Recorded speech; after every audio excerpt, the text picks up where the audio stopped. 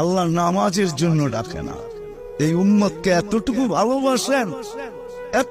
ভালোবাসেন যে আল্লাহ কথা বলার জন্য ডাকেন, নামাজের জন্য ডাকেন না। এই জন্যই মনে হয় কিতাবালা লেখছে মুসাল্লি উনাজি রব্বা, নামাজি আল্লাহর সাথে কথা বলে। রাত্রটা যখন পার হয়ে যায়, সুবে সাদেক যখন হয়ে যায়, তো আল্লাহ চিৎকার দিয়ে মনে হয় বলতে থাকেন, রাতটা পার হয়ে গেল, তোর সাথে কথা হইল না, জলদি একটু উঠ না, একটু আয় না, তোর সাথে একটু কথা বলি না।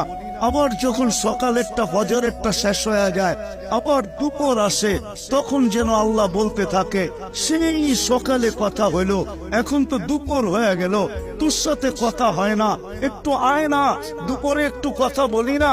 দুপুর যখন গণায় আসর বিকাল হয়, তো আল্লাহ আবার ডাকে, সেই দুপুরে কথা হইল, এখন তো বিকাল হয়ে গেল, আয় না, তোর সাথে একটু কথা বলি না।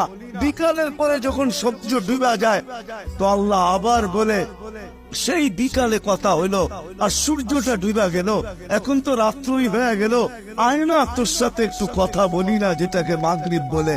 আপনি বলবেন এশারের সময় কেন কথা বলে?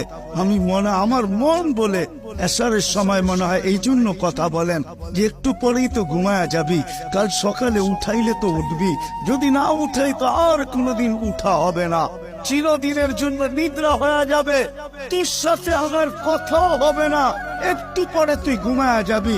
আয়না শেষমেশ তোর আর আমার একটু কথা হইয়া ঘুমা।